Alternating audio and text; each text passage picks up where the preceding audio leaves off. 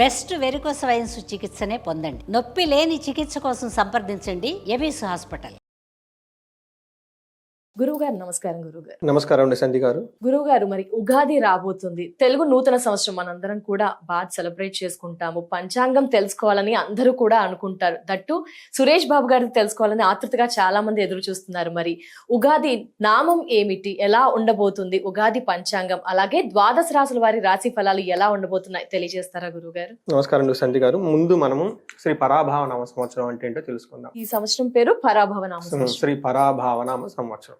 So మీకు పరాభావం అంటే తెలుస్తూ ఉంటుంది. అవమానం, ఇన్సల్ట్ జరగటము, కొంచెం ఓడిపోవటం, అపజయము, ఇవన్నీ నెగటివ్ వర్డ్ అనమాట.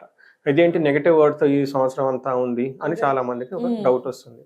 దీని మీనింగ్ చాలా సింపుల్ అండి. ఎవరైతే అధర్మంగా ఉంటారో, ఓకే, ఎవరైతే లోన్ ఒకటి పెట్టుకొని పైకి నవ్వుతూ కపటంగా ఉంటారో వాళ్ళని ధర్మబద్ధంగా నడపడానికి, వాళ్ళ కపటాలన్నీ బయటకు కొట్టేసి వాళ్ళలో ఉన్న ఒక జెన్యున్ ఆథెంటిసిటీని బయటకు తీసుకొచ్చే సంవత్సరమే ఇది పరాభవ నామ సంవత్సరం. పరాభావం. ఎవరికి పరాభావం జరుగుతుంది? అధర్మబద్ధంగా ఉన్న వాళ్ళకి. ఎవరికి అవమానాలు జరుగుతుందంటే ఎవరైతే వేరే వాళ్ళని ఇన్సల్ట్ చేస్తూ ఉంటారో ప్రకృతి ఊరుకోదండి. నేను నా ఇష్టం వచ్చినట్టు చేసుకుంటే ప్రకృతి ఊరుకోదు. అందుకని ప్రకృతి కరెక్ట్ చేస్తుంది అనమాట అధర్మబద్ధంగా ఉన్న వాళ్ళకి. రెండోది, లోన ఏదో మోసపూరితమైన ధోరణి ఎవరికైతే ఉంటుందో వాళ్ళని కరెక్ట్ చేస్తుంది. ఎవరు చేస్తారు? నేచర్ చేస్తుంది. కాబట్టి పరాభావనామ సంవత్సరం అంటారు. వాళ్ళకి మాత్రమే అవమానం. సిన్సియర్గా ఉండి హానెస్ట్గా ఉండి చేసుకునే వాళ్ళకైతే ఏమీ ఉండదు. పెద్ద పెద్ద పొలిటికల్ పార్టీలు, నాయకత్వ లక్షణాలు ఉన్న వాళ్ళకి వాళ్ళల్లో ద్వేషపూరితమైన వాతావరణం ఉంటే బయటకు ఎక్స్పోజ్ అయిపోయేసి వాళ్ళు కింద పడిపోతారు. వాళ్ళకి అవమానం జరుగుతుంది అని గమనించుకోవాలి. గురువుగారు, మరి ఈ పరాభవ నామ సంవత్సరంలో కన్యా రాశి వారికి ఎలా ఉండబోతుంది తెలియజేస్తారా గురుగారు? ఓం గం గణపతియే నమః. స్వర్ణలక్ష్మి నమస్తే అస్తు. పరబ్రహ్మ స్వరూపిణి. రాజ్యం దేహి ధనం దేహి సర్వకామాంచ దేహి మే. స్వర్ణలక్ష్మి అమ్మవారు శ్రీ పరాభావన సంవత్సరంలో కన్యరాశి వారికి అమ్మవారు, స్వర్ణలక్ష్మి అమ్మవారు, వీళ్ళకి చక్కగా బ్రహ్మ జ్ఞానాన్ని ఇవ్వాలని చెప్పేసి మనం కోరుకున్నాం. బ్రహ్మ జ్ఞానం చాలా మందికి ఐడియా ఉండదు. ఇదేంటి, ఎక్కడో బ్రహ్మ అంటున్నారు, ఇదేంటో బాబు, మనకు అర్థమయ్యే లాంగ్వేజ్ లో చెప్పండి. మనకి డే టు డే కామన్ భాషలో చెప్పుకోవాలంటే బ్రహ్మ జ్ఞానం అంటే ఎలాంటి పరిస్థితుల్లో కూడా మనం చక్కగా హ్యాపీగా నవ్వుతా ఉండే విధంగా ఉండాలి. మన మనసు ప్రతిదాన్ని మనం శోభాయమానంగా దివ్యంగా చూడగలగాలి అనమాట. సో కొన్నిసార్లు మనకు నచ్చినవి దగ్గర ఉంటాయి, లేక కొంచెం దూరంగా ఉంటుంది. కొన్నిసార్లు మనకు కావాలనుకునే వెంటనే వస్తే, కొన్నిసార్లు టైం పడుతుంది. ఖచ్చితంగా అయితే వస్తుంది. ఇప్పుడు పెళ్లి కావాలనుకున్నారు అనుకోండి, అవుతుంది. మేబీ ఈ ఇయర్ నెక్స్ట్ ఇయర్ ఖచ్చితంగా అవ్వకుండా ఉంటుంది. కొంతమంది 35 కూడా అయ్యే వాళ్ళు ఉంటారు. కాకపోతే అవుతుంది.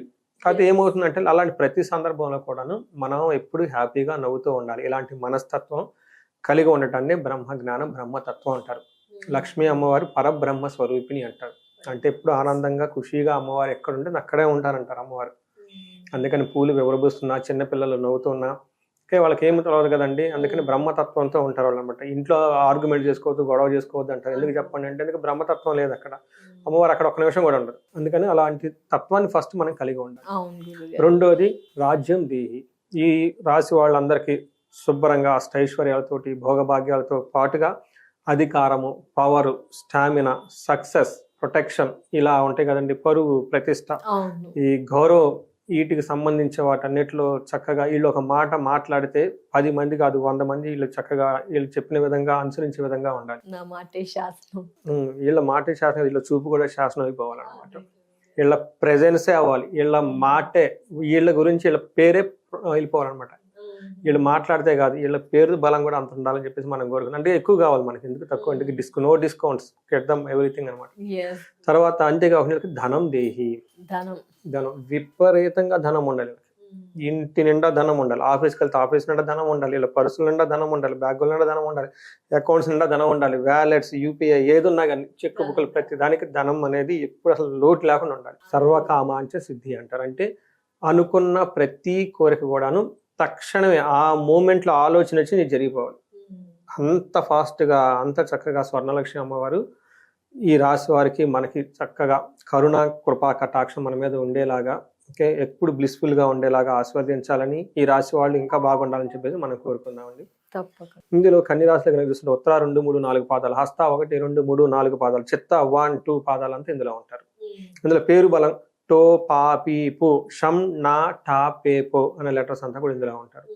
మనకి ఆదాయం ఏమో రాజపూజ్యం మామన్. మనకి ఉగాది కనుక ఫస్ట్ చూసుకుంటాం. ఇందులో ఆదాయం 8 ఉందండి, వ్యయం 11 ఉంది. ఓకే గురువు అంటే ఓకే, అంటే ఆదాయం కూడా కొంచెం. చాలా ఎక్కువ వస్తుంది, ఖర్చు కూడా బాగుంటుంది, అంటే బ్యాలెన్స్డ్ గా ఉంది. ఇలా చూడండి, ఆ రాజ్యపూజ్యం 3, అవమానం 3 ఈక్వల్ గా ఉంది. ఈక్వల్ గా ఉంది. అంటే ఓవరాల్ గా చూసుకుంటే వీళ్ళు ఖర్చు కొంచెం ఎక్కువగా పెడతారు, బట్ 8 అంటే ఆదాయం కూడా చాలా ఎక్కువ వస్తున్నట్లు అనమాట. అంటే ఎక్కువగా ధనం వస్తుంది, ఎక్కువగా ఖర్చు ఎక్కువ కూడా ఖర్చు పెడతారు, పెడతారు. ఖర్చు పెడుతూ అంటారు. బట్ వీళ్ళకి ఒక సూచన ఏమంటేనండి, ఏంటి ఖర్చు గురువు? పెట్టేటప్పుడు చాలా జాగ్రత్తగా ఖర్చు పెట్టాలి. ఉమ్, డబ్బు వస్తుంది, ఖర్చు పెట్టడంలో ఏం లేదండి, ఎందుకంటే అమ్మవారు వచ్చేదే ఖర్చు పెట్టుకోవడానికి. ఉమ్, మనం సంపాదించుకునేది ఎందుకండి, రెంట్లకి వాటికి వీటికి కొంచెం సేవ్ చేసుకోవటం, ఇదే కదా. అవును. అంటే ఎప్పుడు లక్ష్మీదేవి నిలకడగా ఉండదండి, అది ఆస్తుల రూపంలోనో, నగల రూపంలోనో, ఎడ్యుకేషన్ రూపంలో రకరకాలుగా మళ్ళీ కన్వర్ట్ అయ్యి వాడుకుంటూ ఉంటాం అనమాట. ఉమ్, సో అమ్మవారు కూడా అలాంటి ఇష్టం, చెంచలాక్షి అంటారు, చెంచలాది, ఒక చెంచల దగ్గర మనస్తత్వం స్థిరంగా ఉండదన్నమాట. ఉమ్, అమ్మవారు కూడా ఇష్టం ఉండదు, అందుకని చెప్పేసి చక్కగా నవ్వుతూ అమ్మవారు వచ్చినప్పుడు హ్యాపీగా ఉండటం. ప్రాబ్లం ఏంటంటేనండి, ఈ ధనాన్ని ఖర్చు పెట్టడంలో తెలివితేటలు ఉండాలి. ఏ విధమైన తెలివితేటలు అంటారు గురువు మనకి గారు? వివేక వైరాగ్యం అంటారు. ఉమ్, మనకి వివేక శంకరాచార్యులు వారు ఏమంటారు, ఆది శంకరాచార్యులు ఉమ్, వివేక వైరాగ్యం ఈ 2 ఉంటే చాలంటే మనిషికి ఇంకేం వద్దంట. ఈ డబ్బు ఖర్చు పెట్టేటప్పుడు చాలా వివేకంగా ఖర్చు పెట్టాలి, విజ్డంగా, తెలివితేటలుగా ఖర్చు పెట్టాలి. ఎప్పుడైతే మనం అమ్మవారు బయటికి పంపిస్తున్నామో అమ్మవారు ఆనందంగా 10 రెట్లు తిరిగి మరలా మన ఇంటికి రావాలి. అంటే ఒక ధర్మ కార్యాలకి, మంచి పనులకి, మార్గం. మంచి మనస్తోటి, ఎదుటి వాళ్ళు కూడా మంచి వాళ్ళు అయి ఉండాలి, హంబుల్గా ఉండాలి. ఇలాంటి వాతావరణంలో మనం ఖర్చు పెట్టడం అలవాటు చేసుకోవాలి. 1కి 10 సార్లు ఎందుకు అవసరం ఉందా అన్న వాటిని ఖర్చు పెట్టుకుంటూ భద్రంగా, ఆ పెట్టేది కూడా ఉత్సాహంగా, ఆనందంగా, ఫుల్ హార్ట్ఫుల్గా కనుక ఖర్చు పెడుతూ ఉంటే అమ్మవారు తిరిగి మరలా వస్తారంట. అలానే ఆలోచన లేకుండా అధర్మ కార్యాలకి ఎలా పెట్టి అలా ఖర్చు పెట్టేసి కొంతమంది తిట్టుకుంటూ వేస్తుంటారు డబ్బులు, గ్రేస్ ఉండదు వాళ్ళల్లో, అయ్యో పోతుందని బాధపడుతూ ఉంటారు అనమాట. అలాంటి వాళ్ళకి ఇంకంతే, అమ్మవారు తిరిగి రాదంటే వీళ్ళ దగ్గర, మన దగ్గర వద్దు ఇలాంటి వాళ్ళ దగ్గర అని చెప్పేసి. అందుకని ఖర్చు పెట్టడం చాలా ఇంపార్టెంట్. వీళ్ళకి ఖర్చు పెట్టే అవకాశం జీవితంలో వస్తుంది. ఖర్చు పెట్టడానికి అవకాశం ఉండాలంటే ఖర్చు ఉంటేనే కదండి ఖర్చు పెట్టేది. అవును గురువు. అప్పుడైతే ఈ ఖర్చు పెట్టేటప్పుడు కొంచెం జాగ్రత్తగా ఖర్చు పెడతాం. ఒక్కటే వీళ్ళు ఈ సంవత్సరం అంతా వీళ్ళు చేయాల్సిన పని జాగ్రత్తగా చేసుకునేది. ఇంకొక విషయం, రెండో విషయం ఏంటంటే వీళ్ళకి పుష్కరాల టైంలో గురువు మారుతూ ఉన్నారండి. మిగతా గ్రహాలు పెద్దగా ఏం మారట్లేదు, ఎప్పుడో జనవరిలో మళ్ళీ వేరే రాహుకేతులు మారుతూ ఉన్నారు. ఓకే. బట్ మెజారిటీ అంత గ్రహాలు అదే విధంగా ఉన్న, ఒక గురువు మాత్రం మారుతూ ఉన్నారు. శని వీళ్ళకి 7వ ఇంట్లో ఉండటంతో ఏమని చెప్తారంటే ట్రావెలింగ్ ఎక్కువ చేస్తూ ఉంటారంట కన్య రాశి వారు. కన్య రాశి వాళ్ళు. ఉహుం. రెండోది, వీళ్ళకి గురువు 10వ స్థానంలో ఉండి ప్రొఫెషన్ లో పెద్ద గ్రోత్ లేకుండా ఉంటుంది. కానీ వీళ్ళ అదృష్టం ఏమంటే నెక్స్ట్ ఇమ్మీడియట్లుగా అంటే జూన్లో పుష్కరాలతో సమయంలో గురువు మారటంతో వీళ్ళకి మహాభాగ్యయోగం పట్టుకుంటుంది, ఓ, అద్భుతంగా ఉంటుంది. తర్వాత రాహు వీళ్ళకి 6వ స్థానంలో ఉండి విత్త సిద్ధి, అంటే ధనాన్ని విపరీతంగా సంపాదిస్తారు. తర్వాత 12వ స్థానంలో కేతు ఉండటంతో మోక్ష స్థానం అంటారు, ఆధ్యాత్మికంగా ఉండటం, తీర్థయాత్రలు చేయటం, ఇవన్నీ చేస్తూ ఉంటారు. బట్ డబ్బు కూడా ఖర్చు అవుతుంటే, బట్ ఆ డబ్బు ఖర్చు పెట్టేది బ్యాలెన్స్డ్గా ఖర్చు పెడతారు, మరి టూ మచ్గా ఖర్చు పెట్టరు. ఒక రీజనబుల్గా ఆలోచించి మంచి పనులకి ఖర్చు పెడుతూ ఉంటారని దాని మీనింగ్. ఇంకా వీళ్ళకి ఒక ముఖ్యమైన విషయం ఏంటంటేనండి, ఇప్పుడు వీళ్ళకి శని 7వ స్థానంలో ఉన్నారు, కన్య రాశి వాళ్ళకి ఎగ్జాక్ట్గా ఆపోజిట్లో శని ఉన్నారు. ఇక ఎలా ఉంటుందంటేనండి, మనం ఫిజికల్గా చాలా స్ట్రాంగ్గా ఉంటాం, కాళ్ళలో చాలా బలంగా ఉంటుంది, అంతా బాగుంటుంది. నడుచుకుంటూ వెళ్ళేటప్పుడు సడన్గా ముళ్ళు గుచ్చుకుంటుంది. ఓకే. ఈ ముళ్ళు గుచ్చుకోవటం వల్ల ఏమైనా నష్టం ఉందా? ఆ టైంకి పెయిన్ ఉంటుంది, వెంటనే పీకేసి మళ్ళీ నడుచుకుంటూ పోతాం. వీళ్ళ పరిస్థితి అలానే ఉంటుంది. వీళ్ళు చాలా స్ట్రాంగ్గా ఉంటారు, సమస్య వచ్చినా చాలా స్ట్రాంగ్గా ఉంటారు. కానీ ఆ వచ్చిన ప్రాబ్లం ఒక్క కొంచెంసేపు వీళ్ళని అల్లాడించేస్తుంది, మళ్ళీ నార్మల్ అయిపోతుంది. ఇలాంటిది కంటక శని అంట. కంటకం అంటే ముళ్ళు, ముళ్ళు లాంటి శని అంటే వచ్చి వెంబడే వెళ్ళిపోతుంది అనమాట. ముళ్ళు పెద్ద, దానివల్ల మన ప్రాణాలు ఏం పోవు, ఎక్కువ రోజులు మన దగ్గర ఉండదు, మాక్సిమం అటు ఉంటుంది. మనకు చేయడం జాతకం కొంచెం ఉంటుంది, 2 అడుగులు అయ్యగానే నార్మల్ అయిపోతా ఉంటాము. కానీ గుచ్చుకున్నప్పుడు ఎట్లా ఉంటుంది, విపరీతమైన పెయిన్ వచ్చేస్తుంది. సో వీళ్ళు కంటక శని అంటారు దాన్ని. దీనివల్ల ఏమవుతుందంటే వీళ్ళకి ఎక్కడెక్కడ ప్రాబ్లం ఉండదు, కానీ ఆ ప్రాబ్లం వచ్చినప్పుడు కొంచెం గుచ్చుకున్నట్లు మాటలు పట్టడం, గుచ్చుకున్నట్లు డబ్బులు ఖర్చు పెట్టడం అంటే అవకాశం ఎక్కువగా ఉంటుంది. మళ్ళీ నార్మల్ అయిపోతారు. కంటిలో నలుసు అంటారు, దానివల్ల ఏమవుతుందంటే 10 నిమిషాల తర్వాత పోతుంది. కానీ ఆ 10 నిమిషాలు వీళ్ళు ఎలా ఉంటారంటే ఇబ్బంది పడుతూ ఉంటారు. అలా శని ఇలా ఇబ్బంది పెడతారే తప్ప అన్ని విషయాల్లో బాగుంటుంది. 7వ శని ఉంటే ఏమవుతుందంటే అర్ధనాశనం, మనస్తాపం అంటారు. ధనం విషయంలో సడన్ గా ధనం పోతుంది, మళ్ళీ నార్మల్ అయిపోతారు. తర్వాత ఏమవుతుంది, మనస్తాపం, ఏదో తెలవకుండా ఒక దిగులు పడిపోతూ ఉంటారు, మళ్ళీ నార్మల్ అయిపోతూ ఉంటారు. ఇలాంటి ఎక్కువగా ఉంటుంది. ఈ టైంలో ట్రావెల్స్ ఎక్కువగా చేస్తూ ఉంటారు. ఎడ్యుకేషన్ విషయంలో కొంచెం స్లోగా ఉంటుంది. ఫాదర్ విషయంలో కొంచెం జాగ్రత్తగా ఉండాలి. ఓకే గురుగారు. తర్వాత గురువు వీళ్ళకి 10వ స్థానంలో ఉన్నారండి. చాలా మంచిది. ధన ప్రవాహం బాగుంటుంది. ఎడ్యుకేషన్లో కంఫర్టబుల్ ఉంటుంది. అనుకున్న పనులన్నీ చక్కగా చేసుకుంటూ వెళ్ళిపోతూ ఉంటారు. అయితే ఈ గురువు 11వ స్థానానికి మారుతూ ఉన్నారండి. ఎప్పుడు మారుతుంటే గోదావరి పుష్కరాల టైంలో మారుతూ ఉన్నారు. జూన్ 2 మారుతూ ఉన్నారు. ఇక్కడ వీళ్ళకి భాగ్య యోగం పట్టుకుంటుంది. ఇప్పటిదాకా ఒక ఎత్తు, ముందు ఇంకొక ఎత్తు, నాకు ఎదురే లేదు అన్నట్లు వెళ్ళిపోయే తత్వం వీళ్ళకి ఉంటుందండి. లైక్ అన్ని రంగాల వారికి గురుగారు, అంటే లైక్ బిజినెస్, హెల్త్ అన్నిట్లో కూడా బాగుంటుంది అంటారా? యా, మీరు అడిగిన విధంగా ధనం విషయంలో, సంతానం విషయంలో, పెళ్లి కావాల్సిన విషయంలో, తర్వాత బిజినెస్ విషయంలో, జ్ఞానము, మేనేజ్మెంట్ ప్రొఫెషనల్స్ ఎవరెవరు ఉన్నారో వాళ్ళంతగా అద్భుతంగా ఉంటుంది. కొత్త ఉత్సాహం వస్తుంది. పెళ్లి కాని వాళ్ళకి పెళ్లిళ్ళు అవుతుంది. ఇదంతా బాగుంటుందండి.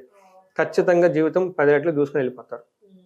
మనకు సంస్కృతంలో ఏం చెప్తారంటే, నేను చెప్పాలి, సంస్కృతంలో ఏం చెప్తారంటే యశో వృద్ధి. యశస్సు అంటే ఏంటంటే కీర్తి ప్రతిష్టలు పెరుగుతూ ఉంటాయంట. తర్వాత వృద్ధి అంటే గ్రోత్ వస్తుంది, బలం, స్ట్రెంగ్త్ వస్తుంది, తేజస్సు, చాలా కాంతి వాళ్ళంకా కలకలలాడిపోతూ ఉంటుంది. మన చుట్టాలు ఓళ్ళలు వెళ్తుంటారు. మొన్న వచ్చినప్పుడు బాగా, కానీ ఇప్పుడు మాత్రం కొంచెం ఒళ్ళు చేస్తే కొంచెం బొద్దుగా, ఇప్పుడు బాగున్నావు. ఈ టైపు స్కానింగ్స్ ఉంటాయి. విలేజెస్కి వెళ్ళిపోతే నేను వెళ్ళినప్పుడు కూడా చెప్తుంటారు ఫీడ్బ్యాక్. వాళ్ళు ఆన్ ది స్పాట్ లేస్తారు మొహం ఇలా చూసి, మొహం ఏంటి డల్లు పడ్డావు, పొట్ట ఏంది లోనకి పోయింది, పొట్ట కొంచెం పైకి వచ్చింది, మొహం బాగున్నావు, బాగా చుట్ట అనుకున్నావు, వాళ్ళకుండా క్యాలిక్యులేషన్ చెప్తూ ఉంటారు. సో ఇలా ఈ రాశి వారికి కూడా ఇలాంటి యశస్సు ఉంటుంది, బలం ఉంటుంది, తేజం ఉంటుంది, సర్వత్ర విజయ సుఖం. ఏది తలుచుకున్నా విజయవంతం అవుతుంది, సుఖవంతంగా ఉంటారు. ఇంకొకటి వెరీ ఇంట్రెస్టింగ్ అంటే శత్రునాశం. అంటే శత్రువులు అనే వాళ్ళకి ఉండరు, నాకు ఎదురొస్తే వాళ్ళు అయిపోయినట్లే. అంటే ఇక తర్వాత మంత్రసిద్ధి అంటే ఏదన్నా మంత్రాలు చదువుతూ ఉన్నా, లలిత సహస్రనామం, విష్ణు సహస్రనామం, లేదంటే శ్లోకాలు, జపాలు గురువుల నుంచి కొన్ని వస్తుంటాయి. కొంతమంది ఇంకా బాగా డీప్ గా గురువుల దగ్గర నేర్చుకున్న వాళ్ళు ఉంటారు, అలాంటి వాళ్ళు. కొన్ని మంత్రాలు వస్తుంటాయి. మంత్రసిద్ధి ఈ టైంలో ఈ రాశి వాళ్ళు ఎవరైనా ఉంటే, కన్య రాశి వాళ్ళు, కొంతమంది గురువు ద్వారా కొన్ని వస్తూ ఉంటాయి అనమాట. అవి మనకి గాయత్రి మంత్రం, ఇంకా కొన్ని మంత్రాలు ఉంటాయి. వాళ్ళు కొంతమంది శ్రీలక్ష్మి ఉపాసన, శ్రీ విద్య ఉపాసన చేస్తూ ఉంటారు. కొన్ని వాళ్ళ గురువుల దగ్గర నుంచి, భగవద్గీతలో నుంచి కొన్ని శ్లోకాలు అవన్నీ వచ్చుంటాయి. ఈ టైంలో గనక అలాంటి మంత్రం గనక జపిస్తే ఆ మంత్రం సిద్ధిస్తుంది. వీళ్ళకి బెస్ట్ టైం అనమాట ఆధ్యాత్మికంగా. అందులో కేతు 12వ స్థానంలో ఉన్నారు. ఇంకా ఆ మంత్రశక్తితో, ఆ మంత్రంతో వీళ్ళు ఇంకా 10 రెట్లు ముందుకు వెళ్ళిపోతారు. ఒక బెస్ట్ టైంలో వీళ్ళు ఉన్నారు. మ్యారేజ్ విషయంలో కానీ, పిల్లల విషయంలో కానీ, అన్నదమ్ముల విషయంలో కానీ అంతా చాలా చక్కగా హార్మోనియస్ గా ఉంటుంది. వీళ్ళకి ఇంకొక అద్భుతం ఏంటంటే 6వ స్థానంలో రాహు ఉన్నారండి. రాహు 6వ స్థానంలో ఉంటే పోరాట పటిమ, కాంపిటేటివ్ నేచర్ చాలా ఎక్కువగా సాధించాలి. వీళ్ళకి ఏం చెప్తారంటే సంస్కృతంలో గౌర్భూమి శత్రువునాం లాభ అంటారు. అంటే ఏమంటారు, ఆవుల నుంచి, తర్వాత మనకి ఏనుగుల నుంచి, అశ్వాల నుంచి లాభం ఉంటుంది. వీళ్ళకి ఉన్న వెరీ ఇంట్రెస్టింగ్ శత్రువునాం లాభ అంటే శత్రువుల ద్వారా కూడా వీళ్ళకి లాభం వస్తుందంట. ఇన్ని రాసులు చూసామండి, ఈ మాట ఎక్కడ నిన్న ఇప్పటి వరకు 5 రాసుల్లో ఏ రాశికి కూడా వినలేదు, ఏ రాశికి లేదు. అందుకని బాగున్న రాసుల్లో ఇది ఒక రాశి అండి. అంటే ఏ కేటగిరీ డిస్టింక్ట్ మార్కులు అంటారు కదా, 80+ స్కోర్ కొట్టిన వాళ్ళలో ఇది ఒకటి ఖచ్చితంగా అయితే ఉందన్నమాట. కన్య రాశి చూసండి, శత్రువులు కూడా ఇళ్ళగలుపు చేస్తున్నాడు. శత్రువుల నుంచి లాభం అంటే ఇంకా అది అంత అదృష్టం ఉంటే వస్తుందండి. ఇలా అద్భుతంగా ఈ రాశి వాళ్ళకు ఉంది కాబట్టి ఇంకా బాగుండాలి మనం కోరుకున్నాం. తప్పకుండా. మరి నక్షత్రాల స్థితి ఎలా ఉంది గురువు గారు? గ్రహాలు అయితే తెలియజేశారు, నక్షత్రాలు ఏ విధంగా? నక్షత్రాలు ఉత్తర ఫాల్గునే వాళ్ళకి రాజ సమాన సౌఖ్యం పేర్లోనే ఉంది. రాజుతో పాటు రాజులుగా కింగ్లీ భోగం అంతా అనుభవించేస్తారు. ధనలాభము, సుఖము, ధనం, సుఖం రెండు ఉన్నాయి. తర్వాత హెల్త్ చాలా స్ట్రాంగ్ గా ఉంటుంది. ఇది కూడా ప్లస్ గురువు గారు వీరికి. తర్వాత వీళ్ళకి కొన్ని కారణాల వల్ల భయం పడే పరిస్థితులు ఎక్కువ ఉంటాయని గమనించుకోవాలి, జాగ్రత్తగా ఉండాలి. హస్త నక్షత్రం వాళ్ళకి వీళ్ళకి రాజ సమాన సౌఖ్యం ఉంటుంది, ధనలాభము, సుఖము, హెల్త్ అంతా బాగుంటుంది. వీళ్ళకి 1 జూన్ వరకు కొంచెం కొన్ని విషయాల్లో కొన్ని ఇంపార్టెంట్ పనులు, వాళ్ళ డ్రీమ్ ప్రాజెక్ట్స్ ఏమన్నా ఉంటే అవి ముందుకు పోకుండా ఆగిపోయే అవకాశం ఉంటుంది. తర్వాత అయితే చక్కగా ముందుకు వెళ్ళిపోతుంది, బాగుంటుంది. తర్వాత చిత్తా నక్షత్రం వాళ్ళకి రాజ సమాన సౌఖ్యము, సంపదలు ఉంటుంది, ధనలాభము, సుఖము, హెల్త్ రోబస్ట్ గా ఉంటుంది.